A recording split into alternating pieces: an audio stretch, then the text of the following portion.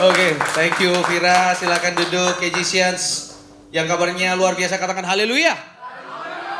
Wah, luar biasa hari ini. Darah lancar semua ya. Semangat sekali. Terima kasih buat tim Praise and Worship. Boleh kasih tepuk tangan? Yeah, never ending. Untung nembaknya tadi tepat aku suaranya ya. Nembak nadanya tepat. Aku tadi tak dengerin. Nembaknya tepat nggak ya? Takutnya fals nanti. Well, kita sudah masuk di bagian terakhir di kitab Filipi, yaitu ini di pasal 4. Ini benar-benar terakhir. Sudah itu nanti kita akan masuk di pembahasan yang lain ya.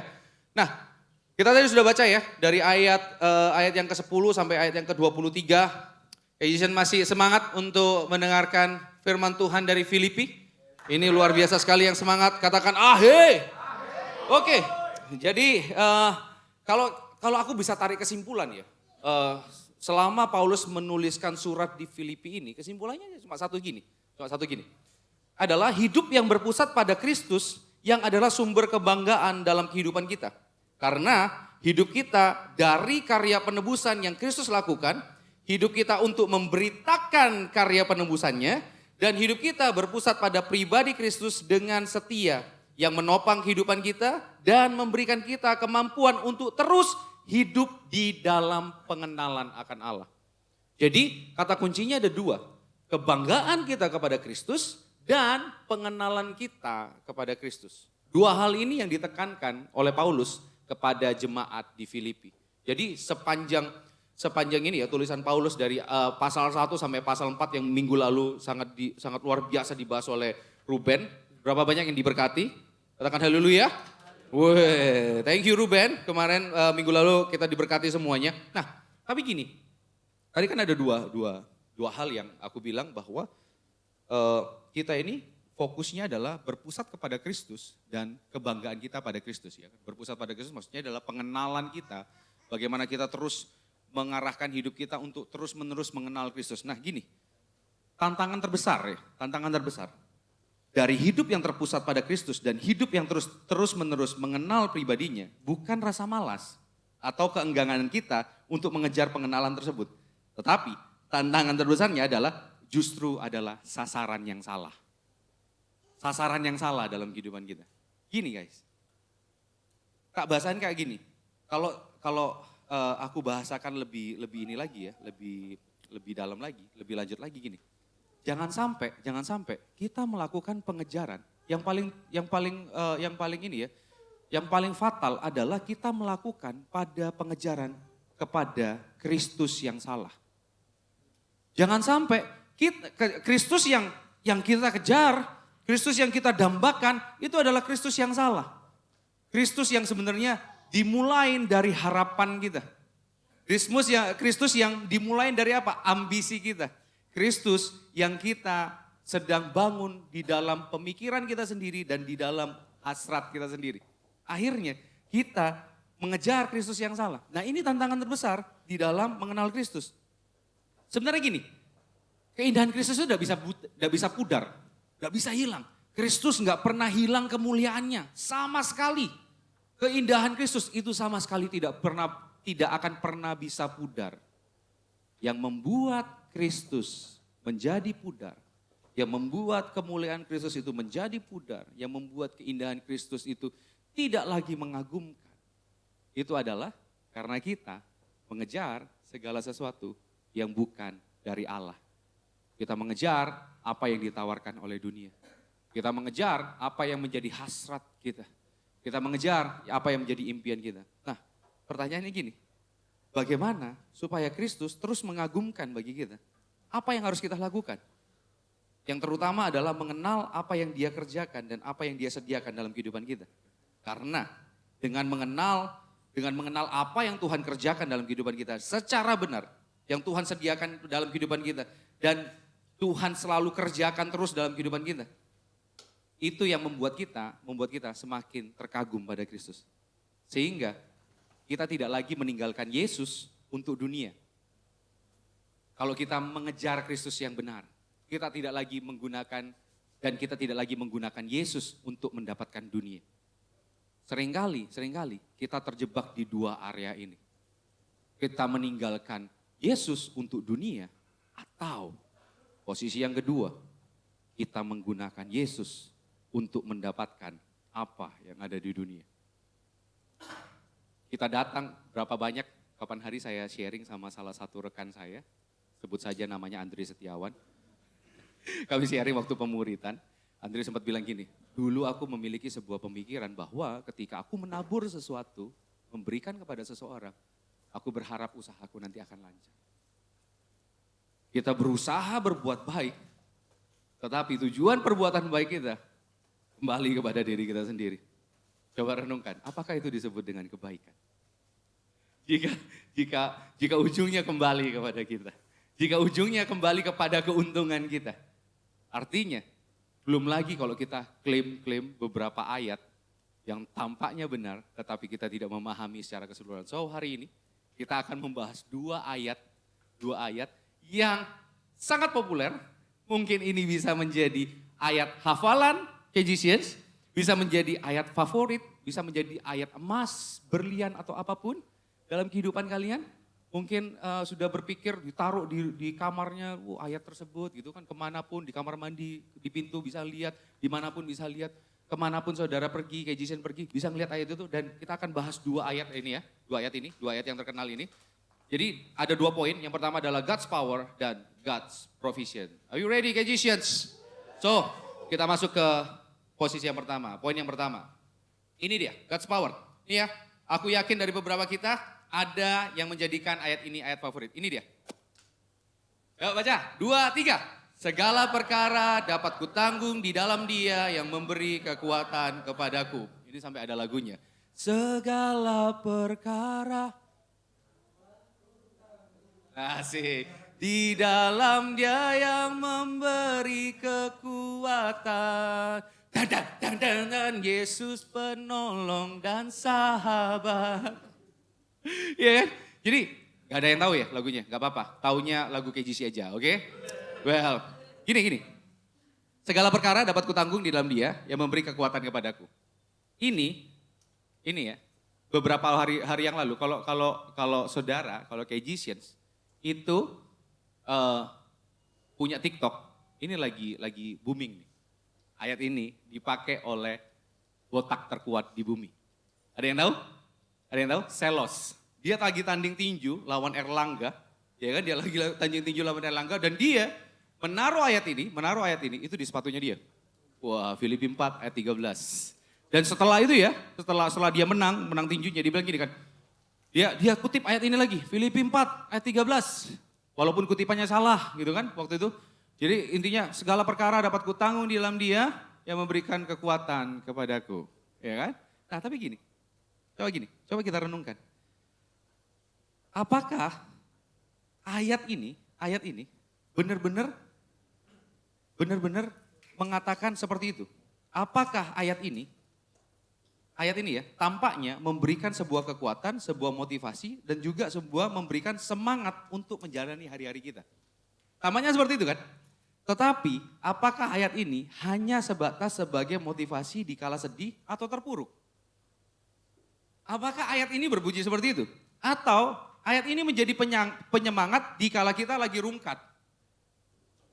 Coba renungin. Apakah ini hanya cuma sebagai penyemangat, sebagai motivasi dalam kehidupan kita? Kalau kita perhatikan ya, ayat sebelumnya ngomong seperti ini. Ayat sebelumnya, ayat 10 sampai 12. Ayat 10 sampai 12 ini menunjukkan bagaimana kondisi dari Paulus. Kondisinya apa? Kalau tak rangkum ya, kondisinya dia pernah mengalami kekurangan. Dia pernah mengalami kelimpahan, ya kan? Dia mengalami kekurangan, dia pernah mengalami kelimpahan. Dan Paulus mencoba untuk mencukupkan segala sesuatu dalam kehidupannya. Dia tidak bergantung kepada pemberian dari jemaat Filipi. Dia tidak bergantung sama sekali kepada jemaat Filipi. Dia bergantung kepada Tuhan. Nah, Paulus benar-benar menjalani kehidupan dengan gaya hidup yang mencukupkan diri dari apa yang ada padanya. Jadi kesimpulannya adalah Paulus menyatakan dia bisa melewati segala hal, segala perkara yang terjadi dalam kehidupannya di dalam Tuhan yang memberikan dia kekuatan. Ini berarti ayat ini bukan untuk membangkitkan semangat dan untuk mengerjakan sesuatu atau membuat kita untuk menggapai sesuatu. tetapi menyatakan ada kekuatan Tuhan di dalam setiap keadaan. Ini dia, ini yang sedang Paulus sedang ingin tekankan. Jadi bukan gini, kita ngadepin sesuatu ya, kita mau capai target, wah biasanya akhir-akhir tahun nih ya. Yang sales, yang marketing, kita masih capai target ya. Wah banyak yang senyum-senyum. Ya semangat buat yang capai target. Selalu gini kan, aduh apa ya, terus kita cari di Google ayat penyemangat untuk kejar target. Muncul ayat ini, jebret, segala perkara dapat kutanggung di dalam Dia yang memberikan kekuatan baru. Weh, semangat nih. Aku bisa menanggung target ini. No. Ini artinya gini loh. Ini artinya di dalam kelemahan, di dalam kekurangan, di dalam kekuatan dan di dalam kecukupan, Tuhan ada di sana dan Tuhan memberikan kekuatan di dalam kehidupan Paulus dan di dalam kehidupan orang percaya. Egyptians dan saya di tempat ini. Ini dia. Kalian pernah dengar satu lagu, ini lagu lama, lagu yang saya juga sukain. Sedalamnya hatiku kau pun tahu, dan kasih-Mu tak jauh dalam jiwaku, di dalam kesesakan, di dalam kemenangan. Ku tahu Engkau selalu bersamaku. Dia selalu bersama dalam kehidupan kita. Ini yang sedang ditekankan oleh Paulus. Kita sering bahas tentang ini guys. Kita sering bahas tentang ini ya. Aku udah bosan-bosan untuk jawab ini. Aku permisi duduk ya. Agak geliang tadi guys soalnya. Ini kenapa saya pakai baju hitam supaya nggak kelihatan perutnya. Anyway. Iya kan, bleber-bleber nanti. Oke, kita sering bahas ini guys, kita sering bahas ini ya. Setiap dari kita itu memiliki berbagai macam keinginan dan harapan. Ya kan? Bener ya, sering kita bahas ini nih. Ini gak salah. Apakah salah? Enggak salah. Jelas gak salah. Yang harus sama-sama kita renungkan adalah siapa pusat utama dalam keinginan dan harapan tersebut. Yang harus kita terus renungkan, yang harus kita masuk dalam fase solitude dari hari ke hari. Moment by moment, day by day, yang menjadi pusatnya itu adalah diri kita atau Allah. Jika hidup kita berpusat pada Tuhan, keinginan dan harapan kita adalah seiring dengan apa yang Tuhan rancangkan dalam kehidupan kita. Pertanyaannya selanjutnya kan gini, rancangan Tuhan itu apa sih dalam kehidupanku? Sering kan? Apalagi yang sudah mau kuliah nih, yang beberapa kali yang sudah lulus sempro, skripsi dan segala macam, congratulations. Mungkin nanti ada beberapa pertimbangan dalam kehidupan kalian. Kalian mau ngambil S2 atau langsung kerja, kalaupun ngambil kerja mau ngambil kerja yang mana, perusahaan yang seperti apa, pekerjaan yang seperti apa, selalu diperhadapkan dengan itu. Dan selalu menanyakan gini, doalah supaya tahu rancangan Tuhan seperti apa. Rancangan Tuhan itu sebenarnya secara umum seperti ini. Tuhan ingin melalui kehidupan kita, kasih, kuasa, dan hikmat Tuhan itu dinyatakan kepada orang lain. Jadi ini bukan tentang rancangan Tuhan, ini benar-benar rancangan Tuhan gak ya? Aku sekolah di sini, ini benar-benar rancangan Tuhan gak ya? Aku kerja di sini, ini benar-benar rancangan Tuhan gak ya? Aku berada atau pindah dari kota ini, apakah ini benar-benar rancangan Tuhan gak? Rancangan Tuhan dimanapun kita berada, kasih, kuasa, dan hikmatnya harus dinyatakan melalui kehidupan kita. Nah, selama ini kita menjalani kehidupan, apa yang kita sering nyatakan? Apakah keinginan kita, terima kasih istri. Ada ini ketinggalan. Lama ya gini ya. Aduh, kopi dong. Gak ada ya? Gak ada, oke. Tadi sampai mana? Wajahmu mengalihkan duniaku lah. Wajahmu mengalihkan khotbahku. Oke, rancangan Tuhan. Nah, rancangan Tuhan seperti itu guys. Jadi rancangan Tuhan dalam kehidupan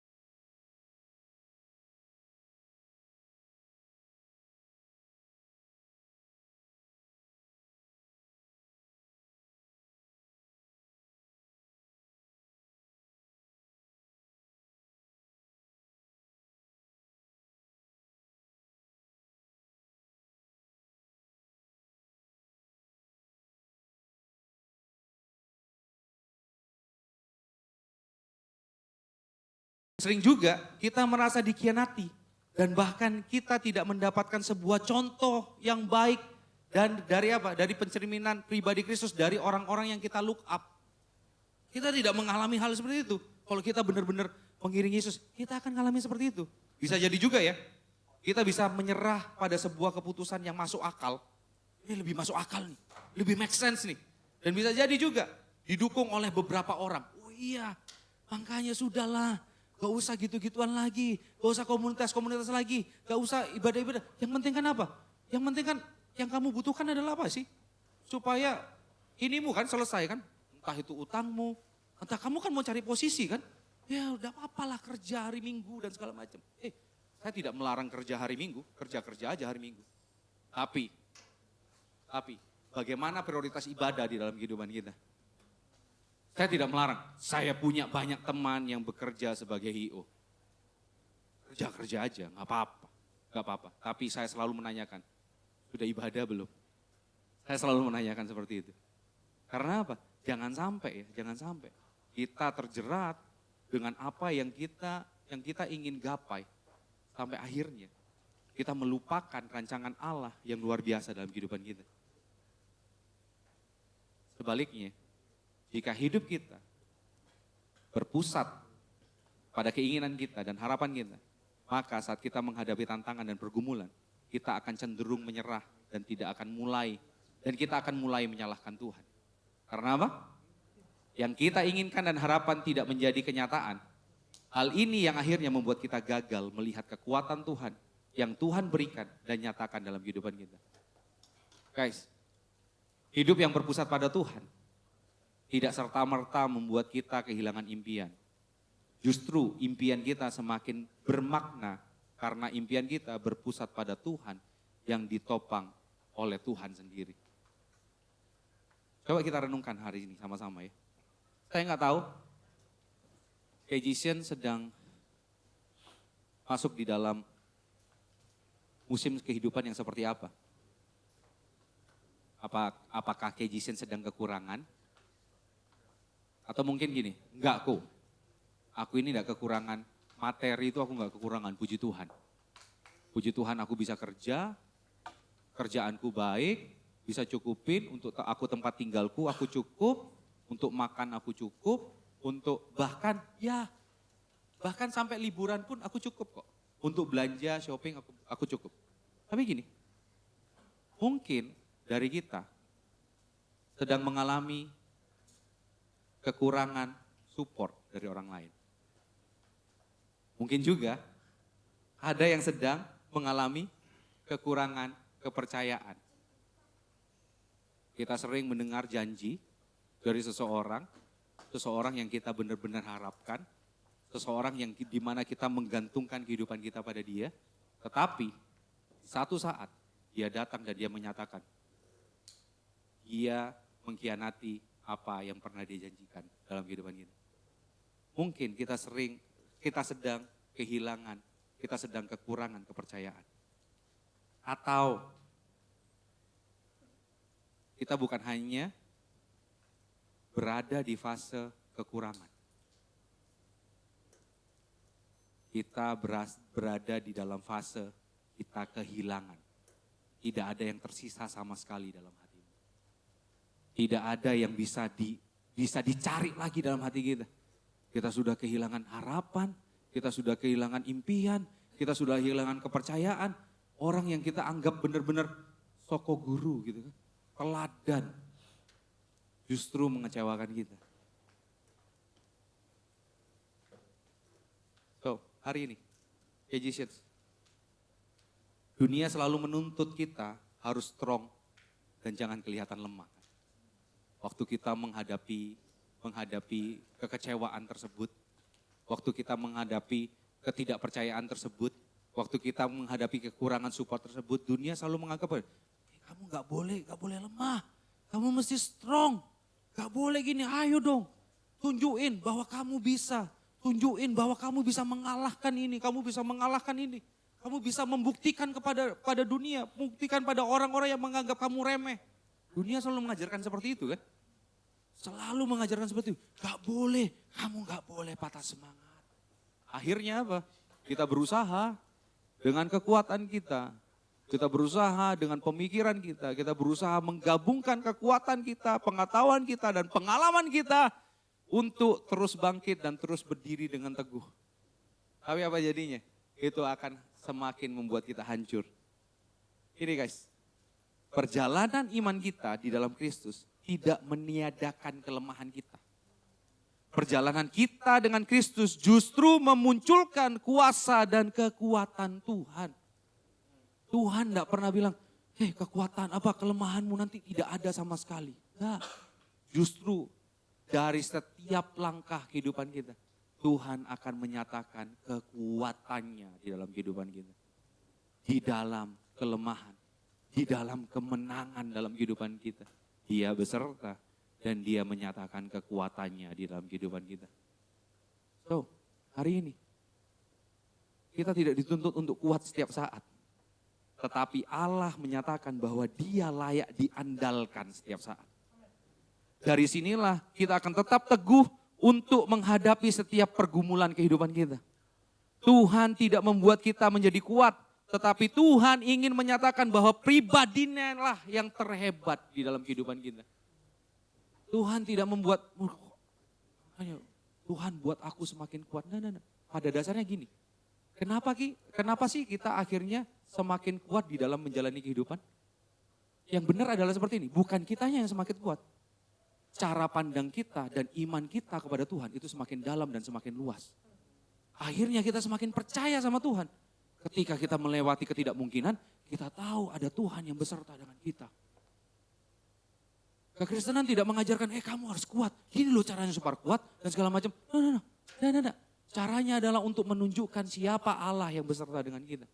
Makanya Paulus ngomong apa? Segala perkara dapat kutanggung di dalam Dia yang memberikan aku kekuatan.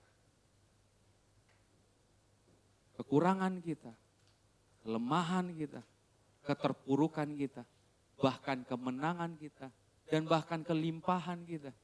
Itu adalah cara Tuhan untuk menyatakan pribadinya yang setia yang tidak pernah meninggalkan kita. Nah pertanyaannya, kita seringkali terjebak dan terjerumus di dalam keterpurukan dan kehancuran kita. Terpuruk seperti itu. Atau yang kedua adalah kalau kita lagi dalam kemenangan dan dalam kelimpahan, kita terbuai dengan kemenangan kita terbuai dengan kelimpahan kita, sampai kita melupakan Tuhan. Kita gagal melihat bahwa Tuhan beserta dalam kehidupan kita. Saya tidak membuat saudara menjadi pesimis. Saya tidak menjawab, pendeta ini membuat aku jadi pesimis. Masa tidak diberikan motivasi? Saya bukan motivator, saya Kristofator. Saya tidak membangkitkan, saya berada di tempat ini bukan untuk membangkitkan motivasi saudara. Kami dan rekan-rekan home pastor di tempat ini membuat kita sama-sama mengenal siapa Allah penebus kita. Ketika kita mengenal dengan benar Allah penebus kita, pada siapa kita akan takut? Ada siapa kita akan takut? Masa depanmu Tuhan sudah jamin. Yang terburuk pun Tuhan sudah tanggung di atas kayu salib, bukan? Gini loh. Dunia, kalau kita renungkan ya, dunia selama ini selalu ribut dengan cara gimana sih? Bagaimana memperpanjang dan membuat manusia itu gak bisa mati kan? Selalu berusaha seperti itu. Tapi dunia selalu gagal. Gak ada yang bisa menahan kematian anyway. Saya pun akan pulang ke rumah Bapak.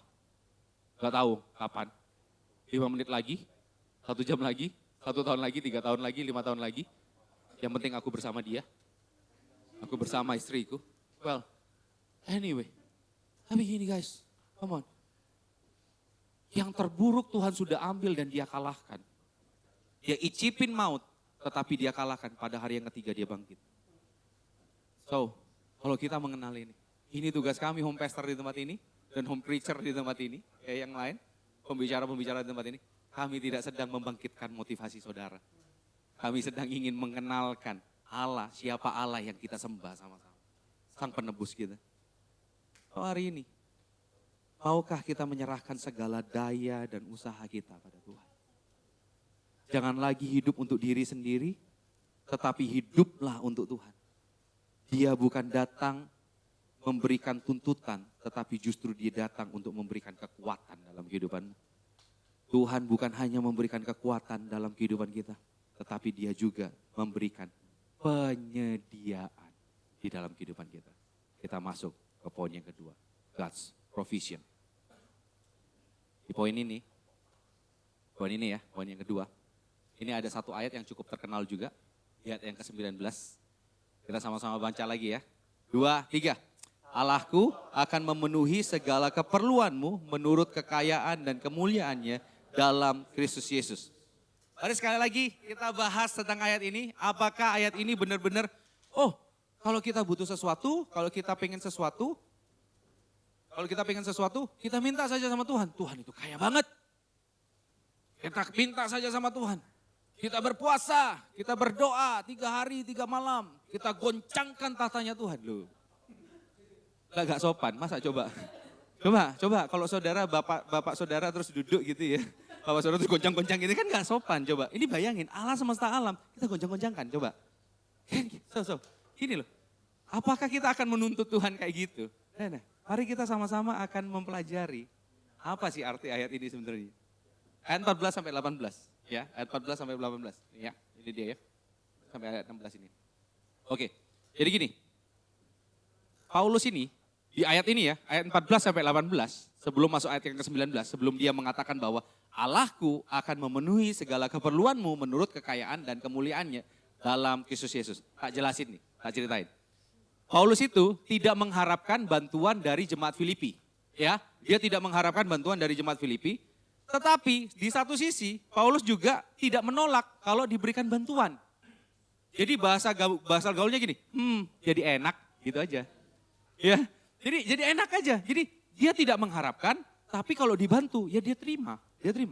Gini ya, kalau kita bahas kayak gini, ya, ayat ke-19 ini adalah doa dan harapan yang Paulus ucapkan kepada jemaat di Filipi. Jadi bisa dikatakan ini adalah ucapan terima kasih Paulus pada jemaat Filipi. Dan Paulus mendoakan mereka.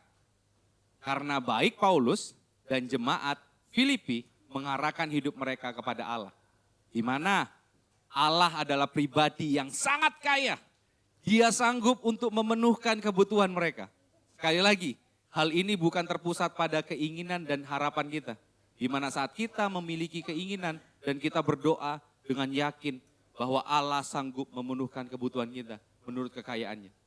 Jika kita hanya memandang Allah sebagai pemenuh kebutuhan kita, listen to me, maka kita akan bergantung pada Allah dengan dasar transaksional.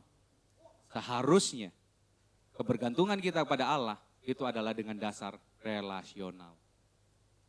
Tuhan selalu menyatakan dirinya untuk membangun sebuah relasi dan bukan untuk membangun sebuah transaksi dalam kehidupan kita. Iya, dia memang kaya. Dia ciptakan semuanya. Dia berkuasa penuh atas kehidupan kita. Dia penguasa penuh antara langit dan bumi. Dia yang menguasain. Dia pencipta alam semesta. Tapi gini, yang Tuhan ingin nyatakan dalam kehidupan kita pada orang-orang yang percaya, itu adalah sebuah relasi. Saudara pernah notice ini? Dari zaman dulu, dari zaman perjanjian lama. Khususnya dalam perjalanan orang Israel. Orang Israel itu dilepaskan dulu dari Mesir atau dikasih 10 perintah Allah dulu baru dilepaskan dari Mesir. Jadi yang A ya, pilihan yang A. Dilepaskan dulu baru dikasih 10 perintah Allah atau dikasih option yang B. Dikasih 10 perintah Allah dulu, kamu nurut kepada 10 perintah Allah ini baru aku lepasin. Yang A atau yang B? A. Ya. Tuhan datang dan dia mengatakan ini, akulah Tuhan Allahmu, Allah nenek moyangmu, Abraham, Ishak dan Yakub, dan akhirnya aku akan mengeluarkan kamu dari Mesir, dari perbudakan, dan membawa kamu kepada tanah perjanjian yang berlimpah susu dan madunya. Ya kan? Jadi gini, Allah selalu menyatakan dirinya dulu, siapa dia dalam kehidupan kita, dalam kehidupan umatnya. Tuhan tidak bilang gini, ayo kamu dilihat dulu, kalau selama 1 bulan ini, bolong sekali aku akan buka 90% sama kamu. Aku akan memberkati kamu 90%. Kalau kamu bolong 2 kali dalam 1 bulan ini, 50%. 50%. Kalau kamu 1 bulan 1 kali datang ke gereja, waduh, kamu mesti masuk masa trial lagi. Nantilah 3 bulan lagi, aku nanti mikir lagi deh, aku akan berkatin kamu atau enggak. Nah. Tuhan tidak membuka hubungan transaksi sama kita. Tuhan selalu menginginkan sebuah relasi dalam kehidupan kita. Allah selalu menginginkan supaya apa sih? Kita itu dekat dengan Dia. Kita mengenal Dia. Dan Allah menyatakan dirinya dalam kehidupan kita. Saya suka sekali apa yang disampaikan oleh Timothy Keller. Mendiang Timothy Keller anyway. Dia ngomong seperti ini. Religious people find God useful. But gospel people find Him beautiful. Gospel people. So I use this. Gospel people find Him beautiful. So hari ini kita mencari Tuhan karena Dia useful atau karena Dia beautiful? Coba kita renungkan. Jangan-jangan karena kita tahu Dia kaya, kita deketin Dia. Dan bilang, supaya tali silaturahmi tidak terputus, boleh dong kasih berkat 100. Come on guys. Come on. Kita datang dengan segala kebutuhan kita, supaya Tuhan pemenuhi, atau kita datang pada Dia, karena kita tahu Dialah empunya, yang empunya kehidupan kita.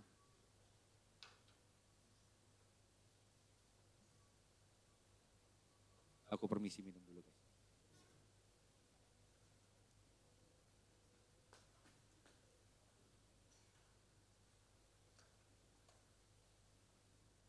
Jadi sebenarnya gini, ayat 19 harus dilihat secara keseluruhan, secara utuh. Baik dari jemaat Filipi yang memberi dan dari Paulus yang menerima. Ya, harus dilihat dari dua sudut pandang ini. Jadi jemaat Filipi memberi apa yang Paulus butuhkan dan Paulus menerima apa pemberian dari Filipi, dari jemaat Filipi. Dari sinilah relasi, kita bisa melihat bagaimana Allah menyatakan dirinya sebagai provider, sebagai penyedia. Dia menyatakan pemeliharaannya yang sempurna melalui orang-orang di sekitar kita. Paulus merasakan pemeliharaan Tuhan melalui pemberian jemaat di Filipi. Paulus tidak bilang gini kan, terima kasih Tuhan kau sudah menjatuhkan ramen dari atas.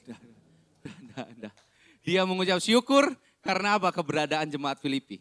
Ya kan? Ya kan? Melalui orang sekitar kita. Paulus merasakan pemeliharaan Tuhan melalui pemberian jemaat Filipi. Dan orang Filipi melihat dan mengalami Allah yang memelihara kehidupan mereka melalui Paulus dan pengajarannya. Jadi kalau kita bisa melihat Allah sebagai provider, kita nggak bisa lepas dari komunitas. Kita nggak bisa lepas dari berhubungan dengan satu sama lain. Iya kan? Tuhan bisa menyatakan kasih-Nya melalui kehidupan kita, melalui orang lain dalam setiap kehidupan kita. Coba renungkan ya. Mungkin ya. Coba renungkan ini. Mungkin pada bagian ini, pada bagian kita untuk berbagi, kita tidak punya ini, tidak punya struggle tentang ini. Kalau kita disuruh berbagi,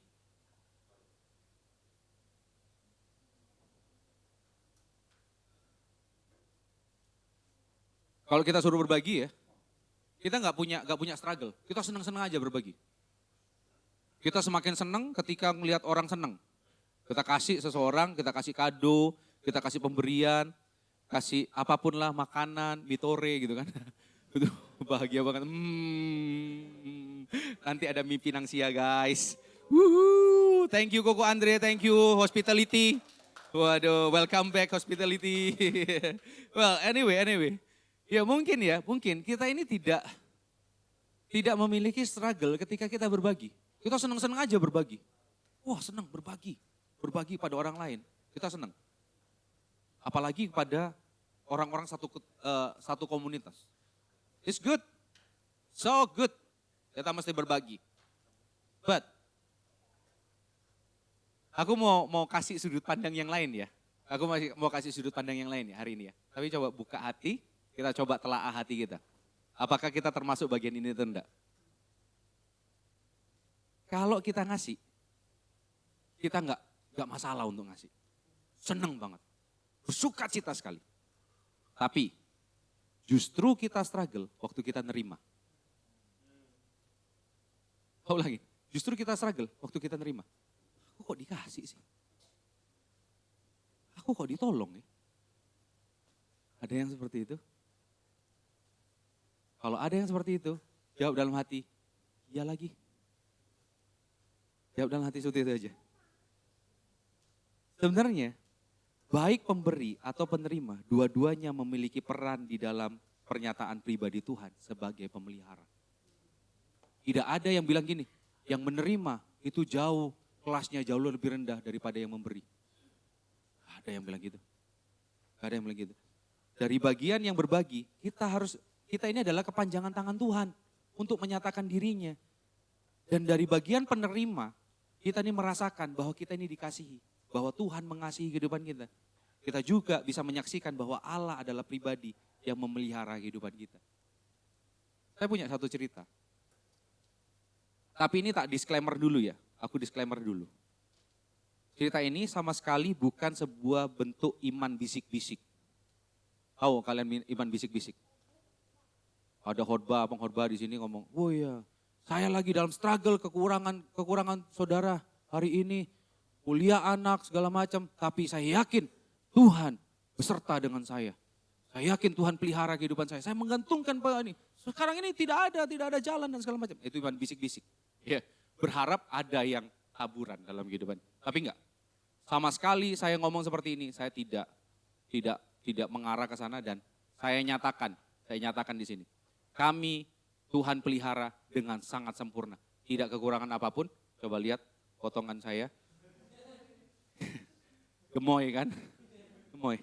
Lihat pemeliharaan Tuhan. Well, itu ya, tak disclaimer gitu. Sama sekali tidak ada ke sana. Yang kami mau bagikan, yang saya mau bagikan adalah gini. Supaya waktu Tuhan membentuk hati kami berdua, saya dengan istri. Dengan sedemikian rupa, ini yang mau saya bagikan kepada KG-Shians. Saya harap juga Tuhan membentuk hati KG-Shians dengan sedemikian rupa. Aku ini adalah salah satu orang yang struggle untuk menerima bantuan. Struggle banget. Aku ngerasa bahwa, kok gue dibantu ya? Itu yang aku rasa. Kok dikasih ya? Emang gue gak bisa? Emang gue kurang? Enggak, sampai dibantu-bantu gini. Apain sih? Gitu. Itu aku. Beneran. Sombong banget. Sombong cuy. Bener. Singkatnya, saya ini terlalu gengsi untuk menerima bantuan dan ditolong oleh orang lain.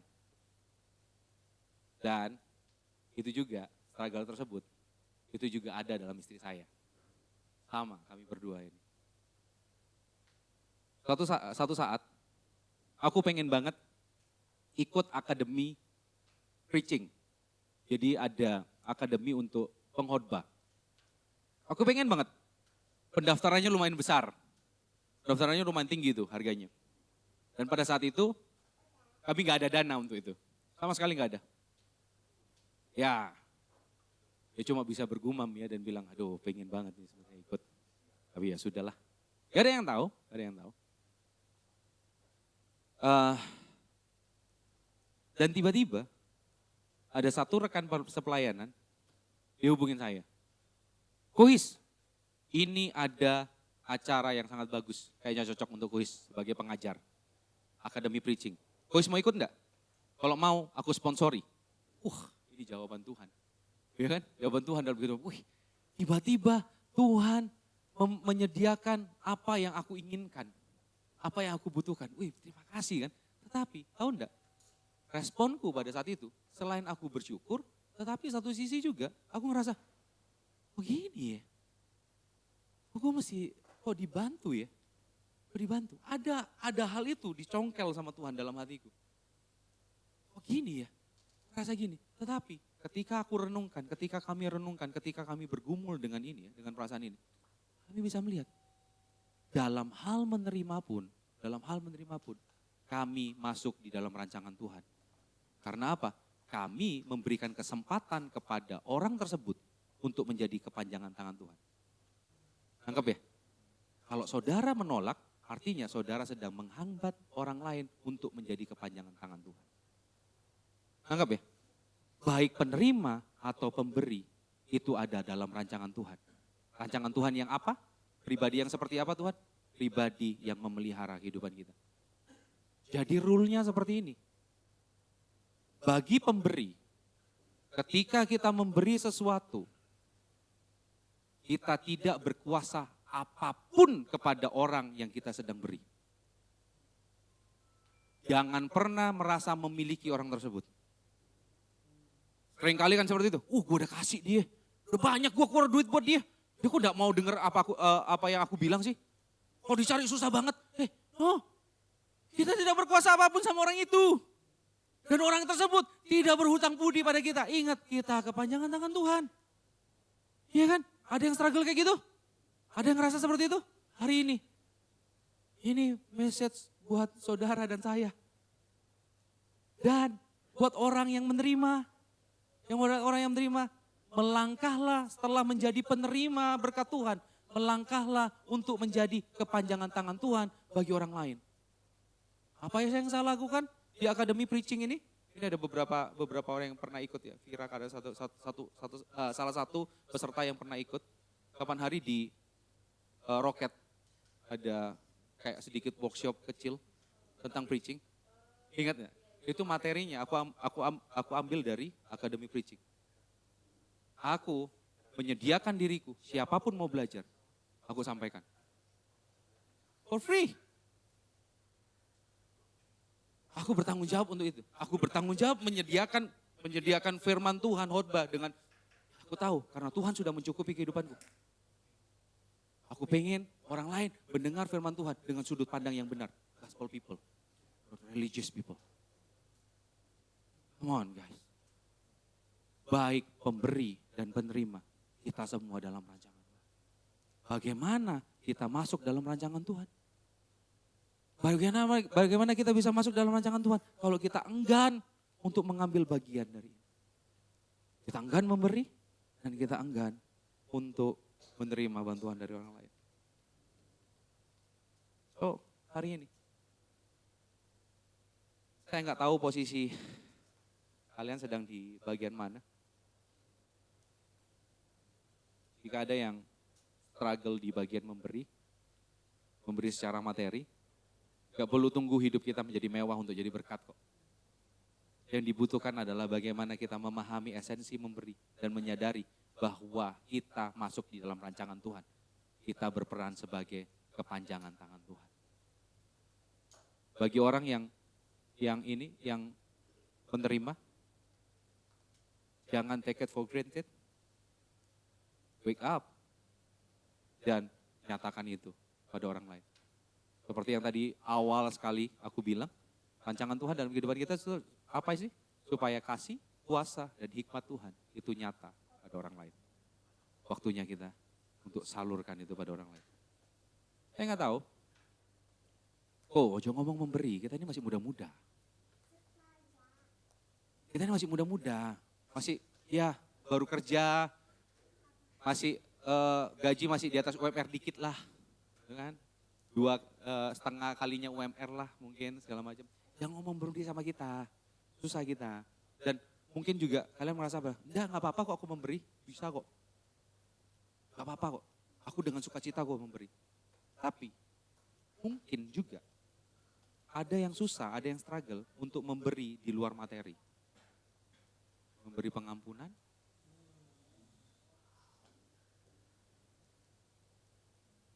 memberi tempat bagi orang lain, menerima orang lain yang begitu menyebalkan dalam kehidupanmu. Mungkin ada yang sama seperti aku. Satu hal yang aku ingin sampaikan, it is worth it. To still forgive. Untuk tetap mengampuni, untuk tetap memberi penerimaan kepada orang lain. Ini sangat worth it. Bukan karena kita yang bisa, tetapi karena Tuhan yang melimpahkan kita kasih karunia Tuhan. Ayat 23 ngomong seperti ini.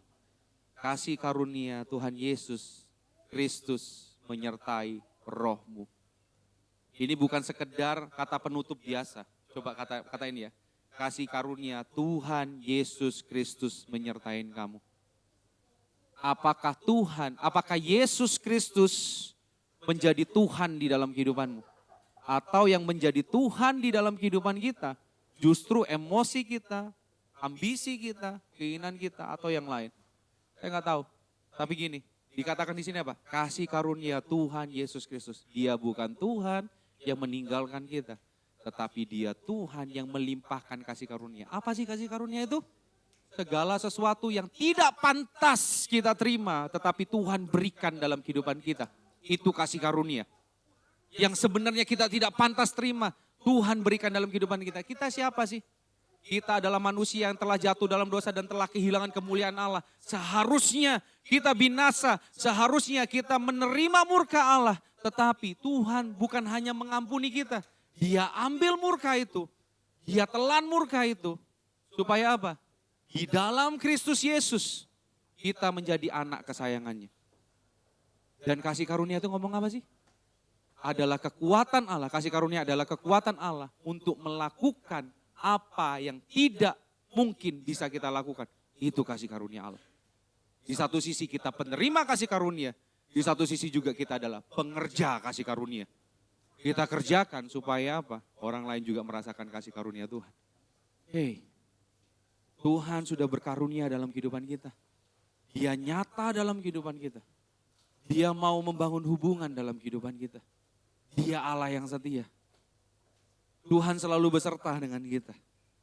Dia ingin berrelasi dan bukan untuk bertransaksi di dalam kehidupan kita. Supaya kasihnya yang sempurna dinyatakan sehingga kekuatannya pun bisa kita rasakan di dalam setiap musim kehidupan kita. Hari ini Kejisians, mari tundukkan kepala. Saya nggak tahu apa yang terjadi dalam kehidupanmu hari ini.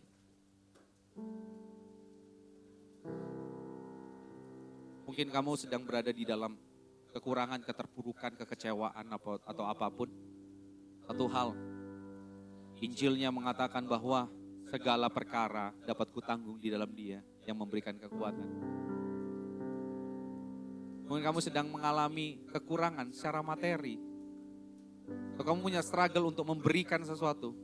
Memberikan materi, berbagi materi atau berbagi hal yang lain dalam kehidupanmu. Tapi satu hal, Allah yang menyatakan dirinya pada kita adalah Allah yang kaya. Yang sanggup memenuhkan kebutuhan kita, termasuk kebutuhan materi kita. Dan kebutuhan kita untuk mengampuni orang lain, menerima orang lain. Hari ini Kejisians, buka hatimu, coba renungkan hari ini. Saya yakin dan percaya, Tuhan bekerja di dalam kehidupanmu. Tuhan bekerja di dalam hatimu hari ini. Terima kasih Tuhan. Mari ambil waktu tenang sejenak hari ini. Datang pada Tuhan dengan segala kelemahan. Datang pada Tuhan dengan segala kerapuhan. Dia sanggup memulihkan kau. Dia sanggup memberikan kau kekuatan. Dia sanggup memenuhkan setiap kebutuhan.